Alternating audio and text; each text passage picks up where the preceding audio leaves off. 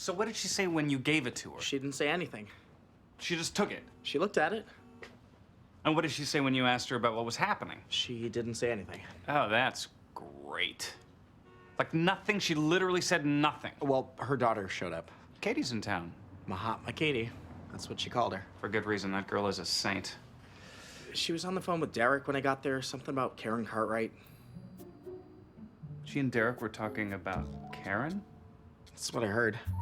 I wonder what that's about. Here. Tomorrow you can deliver this. Call Julia. Julia was so mad. She almost ruined the whole thing. She's a lot of fun when she's lit up. Thank you. Ooh. Well? Perfect. Great. Seriously, your tribe is hilarious. You guys really do need to keep a lawyer around. I think so. Hi, Tom. Hi. I'm so sorry I missed the Maryland workshop. You have a whole world to save. With us, it's just the American theater. No small feat. Ooh. Julia, yeah, you look gorgeous as usual. Me? You? So what are we all doing out in the middle of Brooklyn anyway? Let's find out. You're in on this too? Yeah, I guess.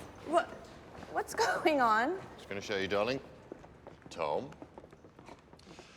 Now, this is a little bit unusual, guys, so just bear with us. Karen, you set? Yep, ready. Okay. Ryan, let her rip. And we all know there's a historical Marilyn, but there's also a contemporary Marilyn, a Marilyn for a new generation.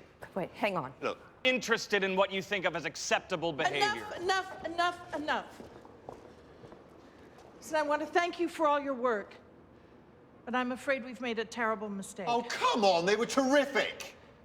Julia, I apologize. Tom, I apologize to you too. Derek, I apologize to you too. This wasn't meant to happen. I think that what Eileen means to say is we'll put a meeting on the books for tomorrow morning. Discuss the next step. How did he get here? Does that really matter? I think that what's important is that we dial. Oh, what? I should never have let you near this project. But you did. Because you haven't got the edge, or the insight, or the balls to make Marilyn what she needs to be. That is completely... Completely what, Tom?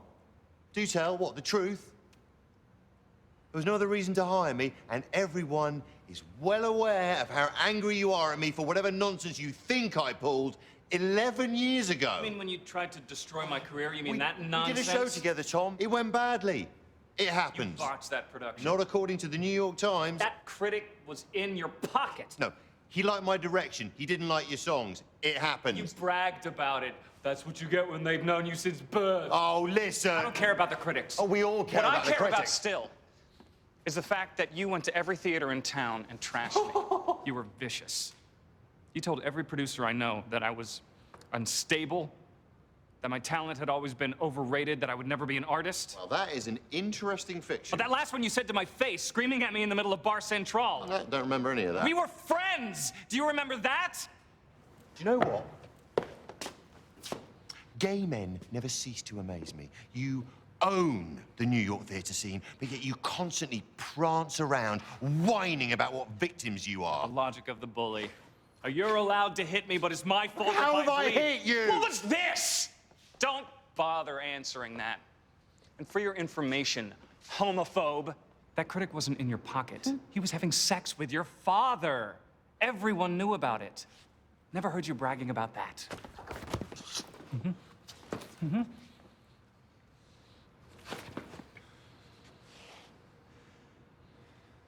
Yeah. Good for you, Tom.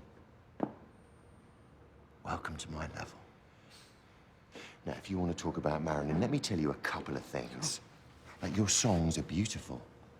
They're fun. They're too nice. Yeah, Marilyn was gorgeous and wounded, but she was also a drug-addicted, suicidal, sexual icon, the like of which the world cannot get enough.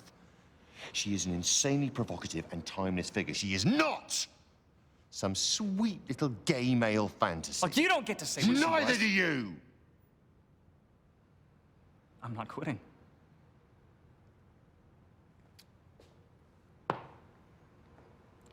Neither am I.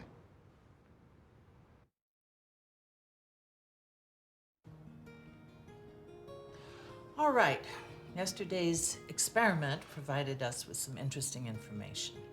We don't need different composers since the ones we have are brilliant. However, if this project is going to move forward, we do need a star.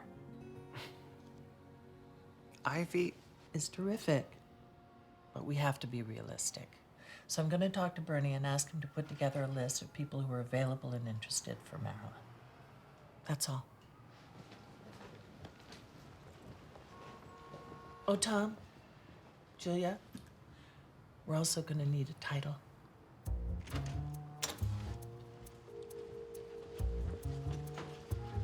Ellis, what are you doing here? Do you work for Eileen now? Actually, I do.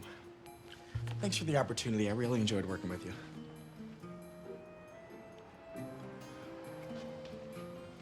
Tom, Eileen Ranzotz. You may ask his caller. I'd say good riddance. We're still stuck with him. One moment, please. Hi. Thanks for meeting me here. Oh, I'm so glad you called. I know, I should have called sooner. No. I know there's all kinds of stuff to be sorted out after these workshops. You've been swamped, I'm sure. You were so great, and I know it's just completely nerve-wracking not to hear. Well, I know you were working. So, tell me what's going on. Well, I hope you didn't read the blogs. Why? Did they say something mean about me? Oh, they just complain in general, and so we're working and writing, and Derek has some crazy ideas, and Eileen wants to go with a star for Marilyn. She does. I mean, who knows when or if we'll keep going or what will happen if we do, but right now they're thinking to get this to Broadway, we need a star. They do. Of course they do. You were wonderful. You are wonderful.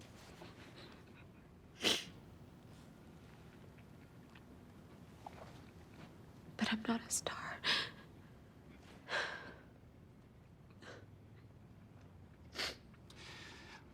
You know you can come back to heaven on earth whenever you're ready.